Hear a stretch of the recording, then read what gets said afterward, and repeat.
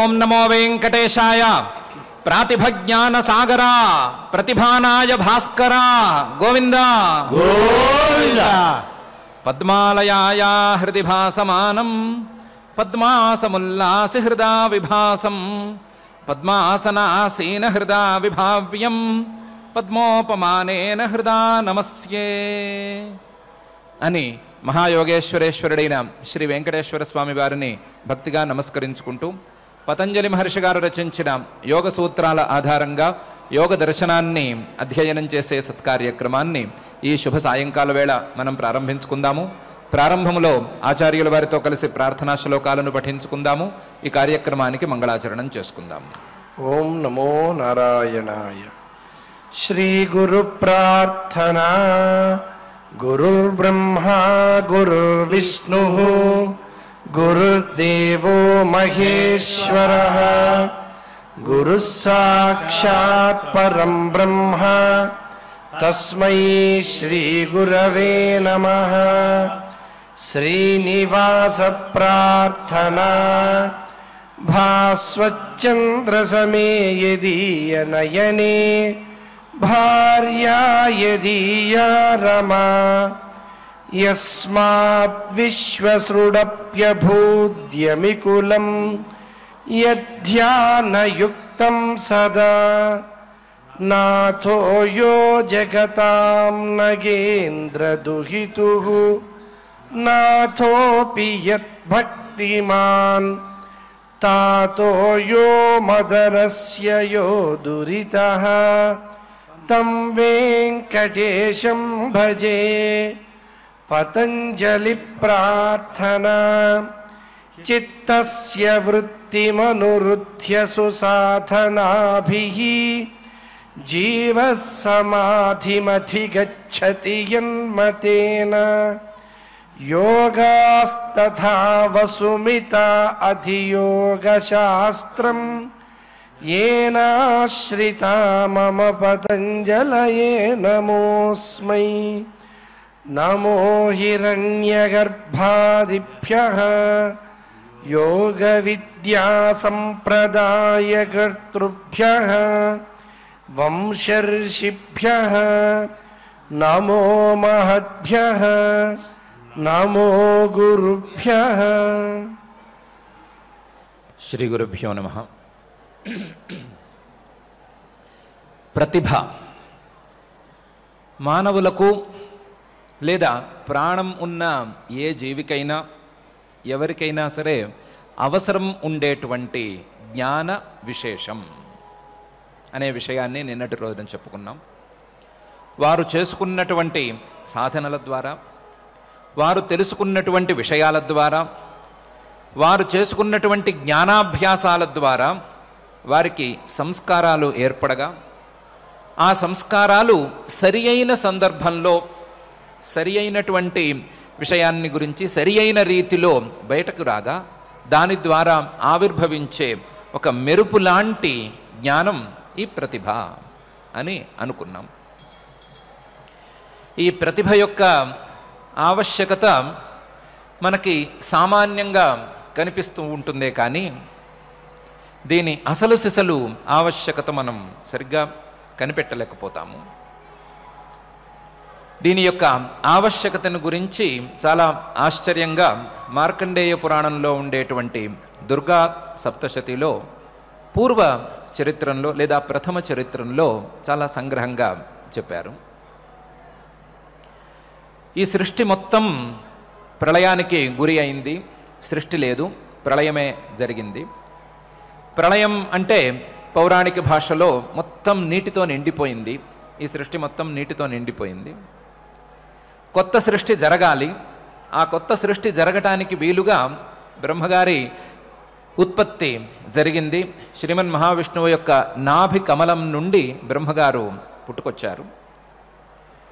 పుట్టుకొచ్చినటువంటి బ్రహ్మగారు సృష్టి ఎలా చేయాలి అనే అంశం మీద ఎటు పాలుపోక ఆలోచిస్తున్నారు. ఆయన ఆలోచిస్తూ ఉండగానే పడుకున్నటువంటి శ్రీమన్ మహావిష్ణువు యొక్క చెవుల నుండి మధువు కైటభుడు అని ఇద్దరు రాక్షసులు పుట్టుకొచ్చారు.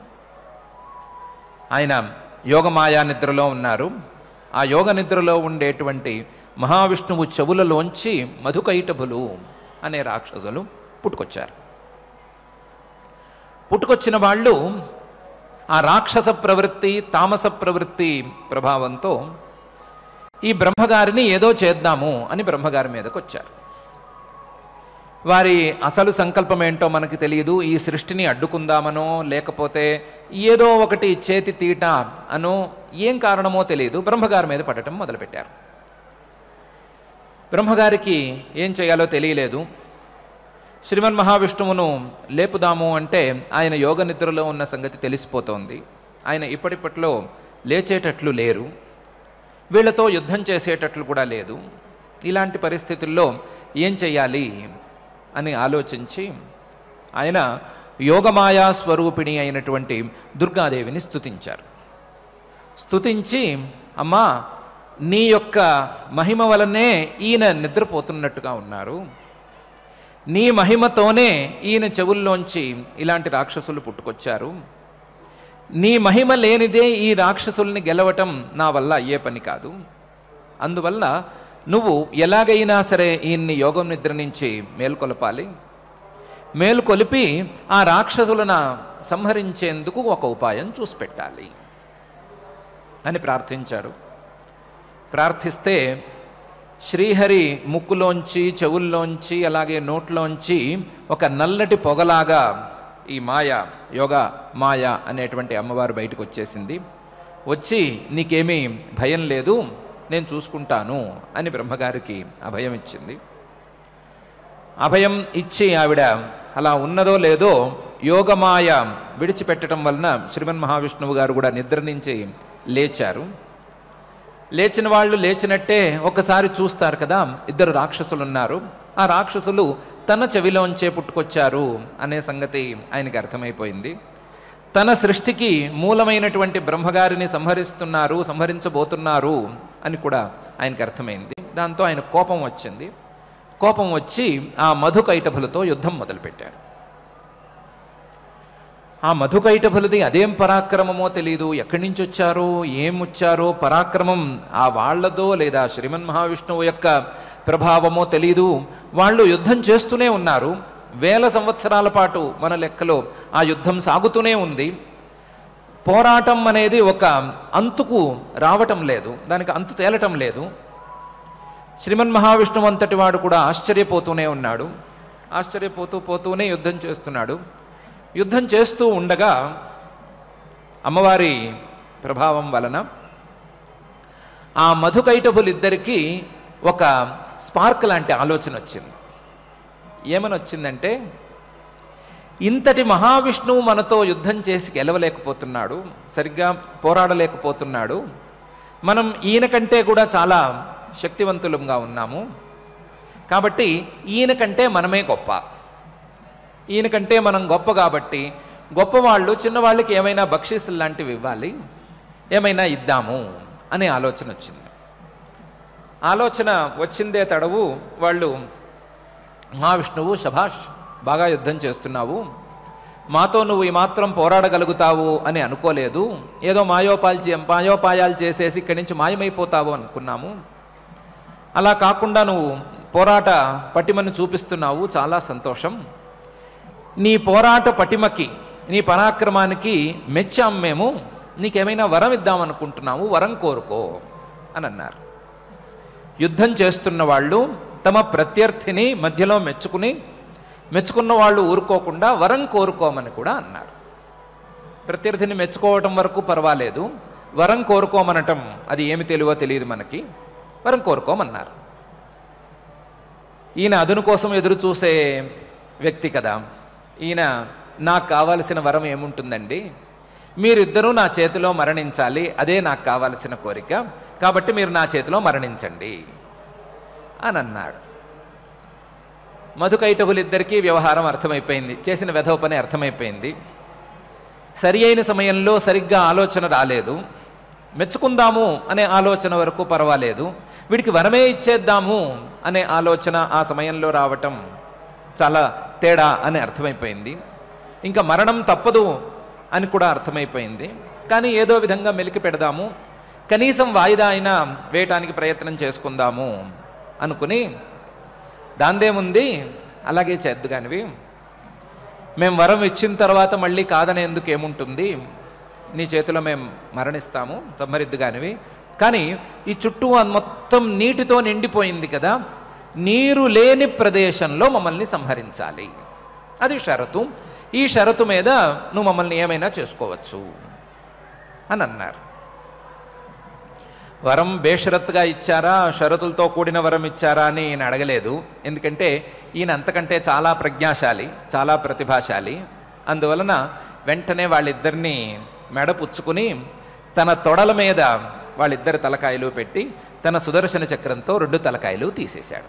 తొడల మీద నీరు లేదు, నీరు లేని ప్రదేశం తన తన తొడ ప్రదేశంలో లేదా కటి ప్రదేశంలో వాళ్ళిద్దరినీ ఉంచుకుని సుదర్శన చక్రంతో వాళ్ళ తలకాయలు 2 తీసేసి వాళ్ళిద్దరినీ సంహరించాడు. సంహరించి బ్రహ్మగారి సృష్టికి ఏ విధమైనటువంటి ఆటంకము లేకుండా చేసి పెట్టారు. బ్రహ్మగారు, విష్ణువు వీరిద్దరూ కూడా ఈ సందర్భంలో ఈ మధుకైటభుల యొక్క సంహారానికి అమ్మవారి యొక్క అనుగ్రహాన్ని పొందవలసి వచ్చింది అని దుర్గా సప్తశతిలోని ప్రథమ చరిత్రం మనకు చెబుతోంది. అందులో ఉండేటువంటి విస్తృతమైన అంశాలను కాకుండా మనకు కావలసినటువంటి ప్రతిభ అనేటువంటి అంశం మీదే దృష్టి ఎక్కువ పెట్టాము. మధుకైటభులకి రాంగ్ టైంలో రాంగ్ థాట్ వచ్చింది, శ్రీమన్ మహావిష్ణువుకి రైట్ టైంలో రైట్ థాట్ వచ్చింది. రాంగ్ టైంలో యుద్ధం చేసే సమయంలో ప్రత్యర్థికి వరం ఇద్దాము అనేటువంటి ఆలోచన, అది మెరుపులాగా తట్టినటువంటి ఆలోచన, యుక్తాయుక్తాల యొక్క విచారణకు అవకాశం లేనటువంటి ఆలోచన వాళ్ళిద్దరి మరణం వరకు దారితీసింది. అదే సమయంలో అందిపుచ్చుకున్నటువంటి శ్రీహరి యొక్క ఆలోచన, తడి లేని చోటు ఏది అని వెంటనే తెచ్చుకున్నటువంటి ఈ క్షణికమైనటువంటి తత్క్షణంలో తత్కాలంలో తోచినటువంటి ఆలోచన వారిద్దరి యొక్క అడ్డు తొలగించుకునేందుకు తోడ్పడింది. ఇది మహానుభావులు, మహాజన్మ కలిగిన వారు వారి సందర్భంలో కూడా, వారి విషయంలో కూడా జరిగే మాట అయితే, సామాన్యులు గనక సామాన్యమైనటువంటి సందర్భాలలో కానీ, వారికి లేదా ప్రమాదకరమైనటువంటి సందర్భాలలో కానీ, విశేష సందర్భాలలో కానీ ఎక్కడైనా చేయవలసినటువంటి ఆలోచనను సరిగ్గా చేయలేకపోతే, లేదా వారికి తోచవలసినటువంటి విషయం ఆ క్షణాన తోచకపోతే వారు చాలా నష్టానికి గురి కావలసి వస్తుంది. వారికి గనక సరిగ్గా తోస్తే వారు ఆ సందర్భంలో లాభపడగలుగుతారు అనే విషయానికి ఈ చరిత్ర మనకు తార్కాణంగా నిలుస్తోంది. కాబట్టి క్షణకాలంలో మెరుపులాగా తోచే, ఎందుకు తోచిందో తెలియనట్లుగా ఉండేటువంటి ఈ ప్రతిభా జ్ఞానం, ప్రతిభ అనేది చాలా కావలసినటువంటి జ్ఞానం అని మనకు తెలుస్తుంది. ఈ ప్రతిభకు ముందు ఉండేటువంటి సామగ్రి మీద మాత్రం సరి అయిన అవగాహన లేదు. ప్రతిభ అంటే అప్పటికప్పుడు తోస్తోంది కాబట్టి తోస్తే చేద్దాం, తోయకపోతే ఏం చేస్తే, ఏది తోస్తే అది చేద్దాం అన్నట్లుగా ఒకవేళ వ్యవహారం ఉంటే ఉండవచ్చు. కానీ అది అలాంటిది కాదు. ఎంతో సాధన చేస్తే, ఎంతో అభ్యాసం చేస్తే తోచేది. ఇది సాధన ద్వారా సమకూర్చుకోగలరు, అభ్యాసం ద్వారా దీన్ని తెచ్చుకోగలరు అనే విషయాన్ని అర్థం చేసుకోవాలి అనేది ప్రాథమికమైనటువంటి అంశం. అందుకే దీన్ని జీవుడి యొక్క స్వరూపంలో ఒక భాగంగా బృహదారణ్యకోపనిషత్తు పేర్కొంటోంది. బృహదారణ్యకోపనిషత్తులో మూర్తామూర్త బ్రాహ్మణం అనేటువంటి ఒక భాగంలో జీవుడి స్వరూపాన్ని, పరమాత్మ స్వరూపాన్ని విడివిడిగా చూపిస్తున్నటువంటి సందర్భంలో జీవుడికి పరమాత్మకి ఉండేటువంటి అభేదాన్ని చెప్పవలసి వచ్చినటువంటి సందర్భంలో జీవతత్వాన్ని చెప్పేటప్పుడు కొన్ని ఉపమానాలను చెప్పుకుంటూ వచ్చింది.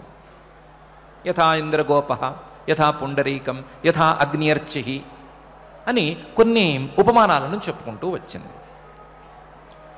ఆ ఉపమానాలు మొత్తం జీవుడు తను ఏ జన్మకైనా సరే ఏ జన్మకైనా సరే కారణంగా వాడుకునేటువంటి సంస్కారాలను దృష్టిలో పెట్టుకుని తెచ్చుకున్నటువంటి ఉపమానం. జీవుడు ఏ జన్మకైనా సరే తాను గత జన్మల నుంచి కొన్ని సంస్కారాలను తెచ్చుకుంటాడు. ఆ గత జన్మలో చేసుకున్నటువంటి పనులు లేదా గత జన్మలో తెలుసుకున్నటువంటి విషయాలు, ఆ జ్ఞానాలు గనక సాత్వికంగా ఉండే మాట అయితే ఆ జీవుడి యొక్క సంస్కారాలు పరిశుద్ధంగా ఉండి తెల్లటి పద్మంలాగా, తెల్లటి తామర పువ్వులాగా చక్కగా ఉంటాయి, వికసించి ఆనందకరంగా ఉంటాయి, ఆహ్లాదకరంగా ఉంటాయి.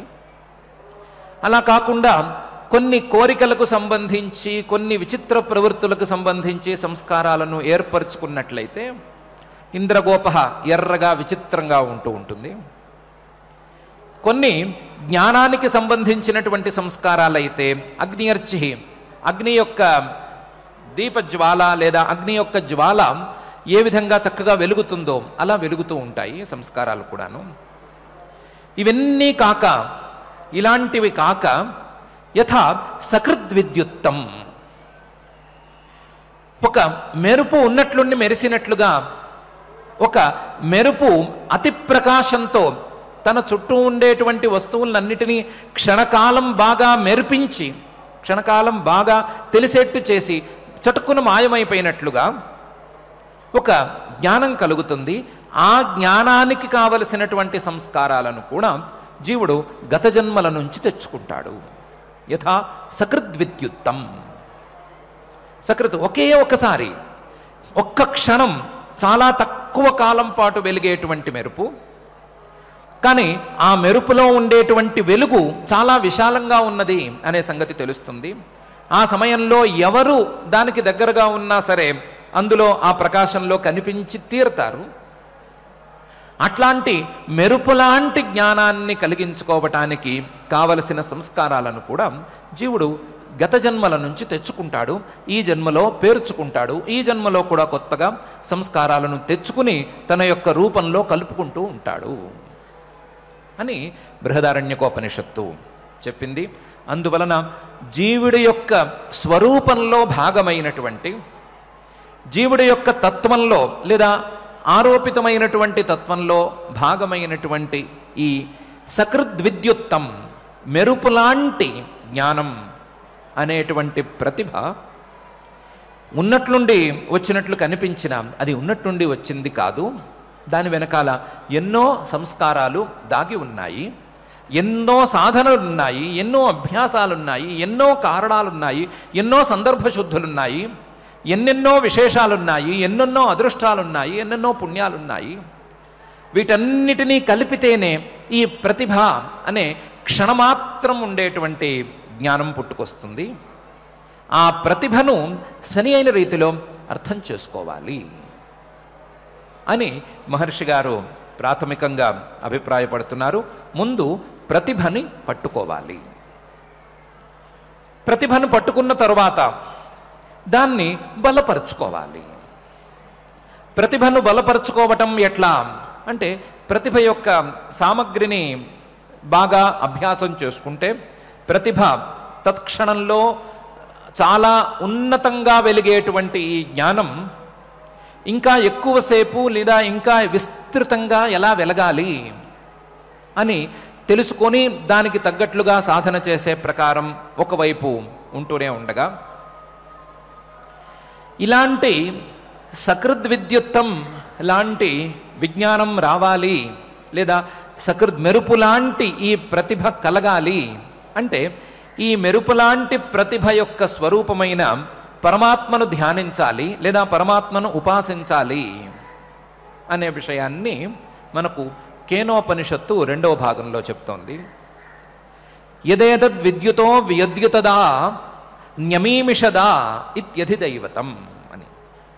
ఆ పరమాత్మ యొక్క అధిదైవతోపాసన ఒక మెరుపు మెరిసినప్పుడు ఆ మెరుపులో పరమాత్మను ధ్యానించటం ద్వారా జరుగుతుంది. ఒక మెరుపు మెరిసినప్పుడు ఆ మెరుపు మెరుపు కాదు, ఆ మెరుపు పరమాత్మ యొక్క ఒక రూపం అనే భావన చేసినట్లయితే ఆ మెరుపులాంటి పరమాత్మ మెరుపులాంటి జ్ఞానాన్ని ప్రసాదిస్తాడు అని ఆ ఉపనిషద్వాక్యం తాత్పర్యంతో చెబుతోంది. కాబట్టి ఇలాంటి మెరుపులాంటి విజ్ఞానం బలపడాలి అంటే, మెరుపులాంటి విజ్ఞానం ఎక్కువ కాలం సాగాలి అంటే పరమాత్మోపాసన అనేటువంటి విధానం ఒకటి ఉండనే ఉంది. పరమాత్మోపాసన చేసుకుంటారో లేకపోతే దానికి ప్రతిభకి కావలసినటువంటి సామగ్రిని సమకూర్చుకుంటారో ఏం చేసుకుంటారో నాకు అనవసరం. ప్రతిభను బలపరుచుకోవాలి. బలపరుచుకున్నటువంటి ప్రతిభ మీద ముందు ఏకాగ్రతను సాధించుకోవాలి. ఏకాగ్రతను సాధించుకుని ఏకాగ్రత ద్వారా ధారణని, ధారణ ద్వారా ధ్యానాన్ని, ధ్యానం ద్వారా సమాధి స్థితిని సాధించుకోవాలి. ఈ ప్రతిభ మీద కుదిరేటువంటి సంయమం ద్వారా ప్రాతిభం అనేటువంటి ఒక జ్ఞానం ఏర్పడుతుంది. ఈ ప్రాతిభం అనేది గనక జ్ఞానం ఏర్పడినట్లయితే, ప్రతిభే చాలా పవర్ఫుల్గా ఉండే మాట అయితే, ఈ ప్రతిభ ద్వారా వచ్చే, ప్రతిభ మీద సంయమం చేయటం ద్వారా వచ్చేటువంటి ప్రాతిభం అనే జ్ఞానం ఇంకా చాలా వెలుగుతూ ఉంటుంది. ఆ ప్రాతిభ జ్ఞానాన్ని గనక సాధించినట్లయితే ప్రాతిభాద్వా సర్వం, మొత్తం ఆ ప్రాతిభ జ్ఞానం యొక్క విస్తృతి ఎంత ఉందో, లేదా ఆ ప్రాతిభ జ్ఞానం అన్ని చోట్ల విస్తృతంగా పాకి ఉంటుంది కాబట్టి మొత్తం అన్ని విషయాలను యోగి తెలుసుకోగలుగుతాడు అని మహర్షి గారు చెప్తున్నారు 33వ సూత్రంలో, ప్రాతిభాద్వా సర్వం అని. ఈ ప్రాతిభ జ్ఞానం అనేది ఉదయిస్తున్న సూర్యుడికి ముందు వచ్చేటువంటి వెలుగు రేకుల వంటిది. ఇది క్రమక్రమంగా పెరుగుతూ పెరుగుతూ ఉంటుంది. క్రమక్రమంగా పూర్తి వెలుగుకు దగ్గర చేస్తూ ఉంటుంది. ఆ వెలుగులో ఉండేటువంటి వస్తువులన్నీ స్పష్టంగా కనిపిస్తూ, ఇంకా స్పష్టంగా కనిపిస్తూ ఉన్నట్లుగానే ఈ ప్రాతిభ జ్ఞానం ద్వారా కూడా వస్తువులన్నీ కూడా చాలా స్పష్టంగా కనిపిస్తూ పోతాయి. క్రమంగా సర్వజ్ఞత్వంలో కూడా పై మెట్లు కనిపిస్తూ ఉంటాయి. పై మెట్లతో ఈ సర్వజ్ఞత్వం నిలుస్తూ ఉంటుంది. ఆ విషయాన్ని దృష్టిలో పెట్టుకునైనా సరే ప్రాతిభాద్వా సర్వం అనే సూత్రాన్ని అర్థం చేసుకుని ఈ ప్రాతిభ జ్ఞానం ద్వారా అన్ని వస్తువులను సక్రమంగా తెలుసుకోవాలి అని మహర్షి గారు ఈ సూత్రంలో చెప్తున్నారు. ఆ అభిప్రాయంతోనే ప్రాతిభాద్వా సర్వం అని అంటున్నారు. అన్ని విషయాల జ్ఞానం మాకు మాత్రం ఎందుకు? మాకు కావాల్సిన 3-4 సరిగ్గా కనిపిస్తే చాలు. మాకు కావాల్సిందేదో మేము చూసుకుంటాం, కానీ అక్కర్లేని విషయాల జోలికి మేము పోము. అక్కర్లేని అన్ని విషయాలు తెలుసుకున్నందువలన మాకేం లాభం కనిపించటం లేదు అని ఎవరు అనుకోవద్దు. ఈ ప్రాతిభ జ్ఞానానికి తారక జ్ఞానం అని మరొక పేరు ఉంది. అందుకనే వేరే పేర్లు పెట్టకుండా దీనికి ప్రాతిభం అని పేరు పెట్టాము. దీనికి తారక జ్ఞానం అని పేరు. ఈ తారక జ్ఞానం అంటే జీవుడిని తాను ఉండేటువంటి సంసార కష్టాల నుండి తరణం చేయించేటువంటి జ్ఞానం ఇది. ఈ జ్ఞానం ఉదయిస్తున్న సూర్యుడికి ముందు వచ్చేటువంటి వెలుగులు లాంటిది అని చెప్పటం ద్వారా సూర్యుడు ఉదయించబోతున్నాడు అని చెప్పినట్లే కదా.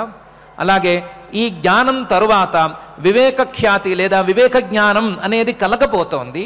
ఆ వివేక జ్ఞానం కలగబోయేటువంటి వివేక జ్ఞానానికి ఇది పూర్వరంగంగా ఉపయోగపడేటువంటి జ్ఞానం. అన్నీ తెలుసుకుంటే మేమేం చేసుకుంటాము అని కాదు. అన్నీ తెలుసుకోవటం ద్వారా అన్నీ తెలుసుకున్నందువలన వివేకం కలుగుతుంది. ఆ వివేకం కలగవలసినటువంటి వివేకం ఎట్లా ఉంటుంది అనే విషయాన్ని పై సూత్రంలో కాక పై సూత్రంలో ఎలాగో చెప్పబోతాము. ఆ వివేకానికి వీలుగా, కలగవలసినటువంటి వివేకానికి వీలుగా ఈ తారక జ్ఞానం అనే ప్రాతిభ జ్ఞానం కావాలి. ఈ ప్రాతిభ జ్ఞానం అన్ని వస్తువులను సరిగ్గా తెలియచేసేటువంటి జ్ఞానం కావాలి. ఈ జ్ఞానం ద్వారా వివేకం కలిగేందుకు అవకాశాలు చాలా మెరుగవుతాయి. వివేకం తర్వాత కలిగి తీరుతుంది అనే పరిస్థితి ఉంది. కాబట్టి ఈ తారక జ్ఞానం ఎందుకు అనే ప్రశ్న ఎవరూ వేసుకోకూడదు. ఈ ప్రాతిభ జ్ఞానం తారక జ్ఞానం లేదా తరణానికి దగ్గరగా ఉండేటువంటి జ్ఞానం. ఇది తప్పనిసరిగా కావాలి అనే అభిప్రాయంతో మహర్షి గారు ప్రాతిభాత్ వా సర్వం అనే సూత్రాన్ని రచించి చూపిస్తున్నారు. సర్వజ్ఞత్వం అనేదాన్ని సిద్ధిగా భావించకుండా అన్నీ తెలుసుకుంటే ఏదో ఒకటి చేయాలి అనే అన్ని వస్తువులను గురించి తెలుసుకున్నట్లయితే దాన్ని వివేకానికి వీలుగా వాడుకోవచ్చు, వివేకానికి దారిగా దాన్ని వాడుకోవచ్చు అనే అభిప్రాయాన్ని అర్థం చేసుకుని అది తారక జ్ఞానం. ఆ తారక జ్ఞానం ప్రతిభ తన సామగ్రి ద్వారా ఏర్పడుతుంది. ఆ సామగ్రి ద్వారా సంయమాన్ని సాధించటం ద్వారా ఈ ప్రాతిభ జ్ఞానాన్ని సాధించుకోవాలి. దీని ద్వారా అన్ని వస్తువులను చక్కగా తెలుసుకోవాలి, తెలుసుకుని వివేకాన్ని పొందాలి, వివేకాన్ని పొంది మనసును ద్వారా తరించిపోవాలి అనే అభిప్రాయాన్ని వ్యక్తం చేస్తూ మహర్షి గారు ప్రాతిభాద్వా సర్వం అనే సూత్రాన్ని మన ముందు ఉంచుతున్నారు. దాని మీద దృష్టి పెట్టవలసిందిగా మనకు సూచన చేస్తున్నారు. ప్రతిభ దాని యొక్క లౌకికమైనటువంటి ఆవశ్యకత లేదా ప్రతిభ యొక్క అవసరం లౌకిక జీవనంలో లేదా దైనందిన జీవితంలో ఏముంది అనేది ఒక పాయింట్. దానితో పాటుగా ఆ ప్రతిభ ఎక్కడి నుంచి వచ్చింది అనేది రెండవ విషయం. ఆ ప్రతిభకు సామగ్రి ఏంటి అనేది మూడవ అంశం. ఈ మూడిటిని పట్టుకోవటం ఎట్లా అనేది నాలుగవ వ్యవహారం. ఈ పట్టుకున్న తరువాత ఆ ప్రతిభను నిలబెట్టుకోవటం, దాన్ని బలపరుచుకోవటం, దాని మీద ఏకాగ్రతను సంయమాన్ని సాధించటం అనేది ఎలా అనేది పై అంశం.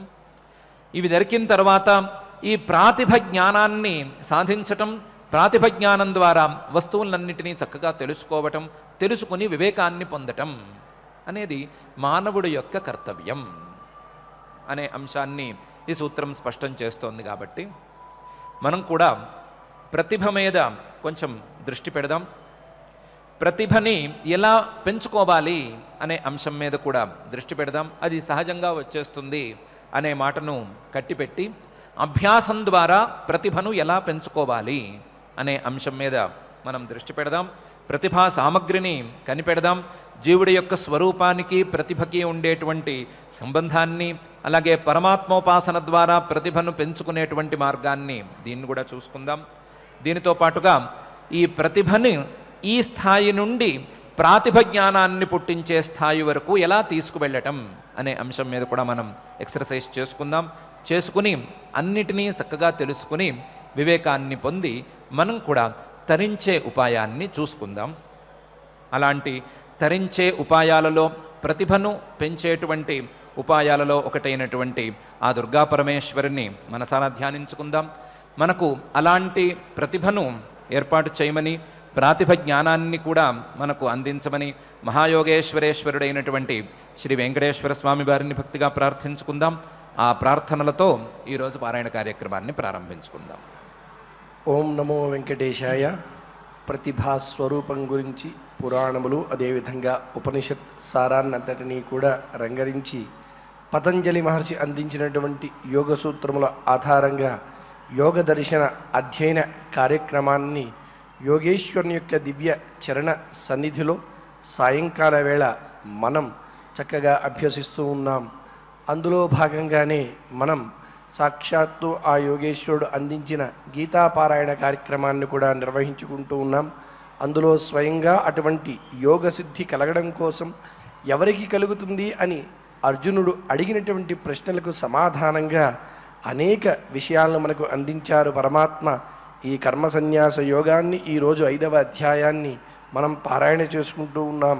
యత్ సాంఖ్యై ప్రాప్యతే స్థానం తద్యోగైరభిగమ్యతే ఏకం సాంఖ్యంచ యోగంచ యః పశ్యతి సపశ్యతి అని చెబుతూ మనందరం కూడా యోగయుక్తులమవ్వాలని, అదేవిధంగా జితేంద్రియులమవ్వాలని, చక్కటి విశుద్ధాత్మనం అటువంటి స్వరూపాన్ని కలిగి ఉండాలి అని, అలా ఎవరైతే ఉంటారో వారికి ఏ విధమైనటువంటి ఇబ్బంది ఉండదని చెబుతూ యోగయుక్తో విశుద్ధాత్మ విజితాత్మ జితేంద్రియ సర్వభూతాత్మ భూతాత్మ కుర్వన్నపి నలిప్యతే అని మనకి అటువంటి యోగ సిద్ధిని, ఆ జ్ఞానాన్ని పరిపూర్ణంగా అందించి యోగతత్వాన్ని, ఆత్మతత్వాన్ని మనకు అందరికీ అనుభవించే విధంగా ఆ సమాధి సిద్ధి కలిగే విధంగా అనుగ్రహించమని మరొక్కమారు ఆ దేవదేవుడైనటువంటి శ్రీ వెంకటేశ్వర స్వామిని ప్రార్థిస్తూ శ్రీకృష్ణ ప్రార్థన దగ్గర నుంచి మంగళాంతం వరకు పారాయణ కార్యక్రమాన్ని మనం నిర్వహించుకుని ఈనాటి పారాయణ కార్యక్రమాన్ని మంగళాంతంగా పరిసమాప్తి చేసుకుందాం.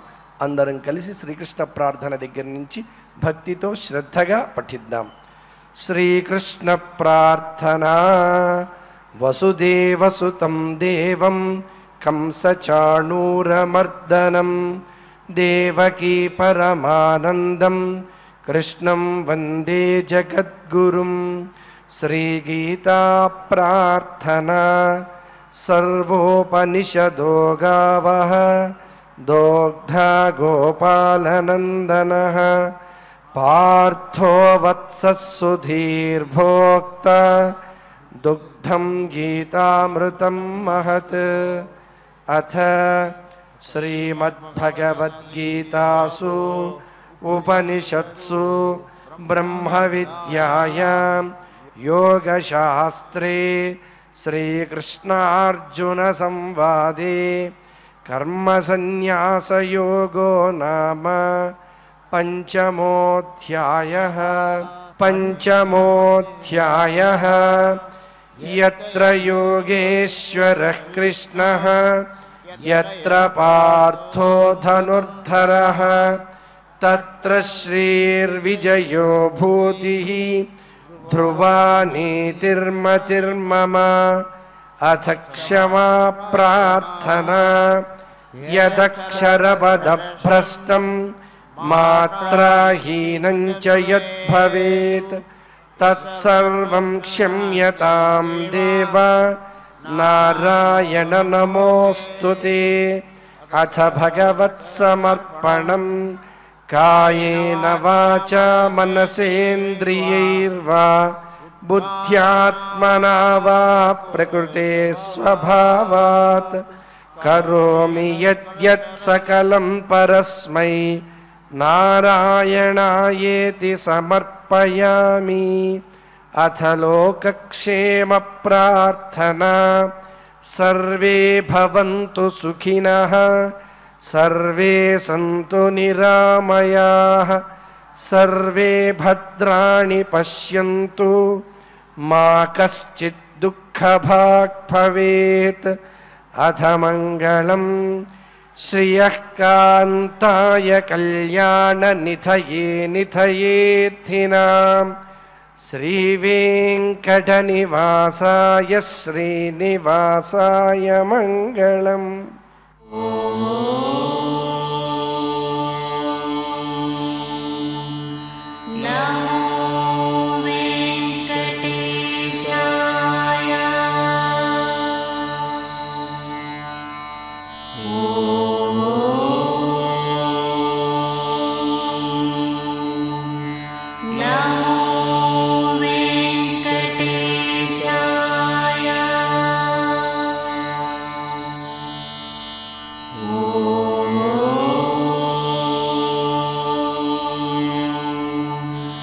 Now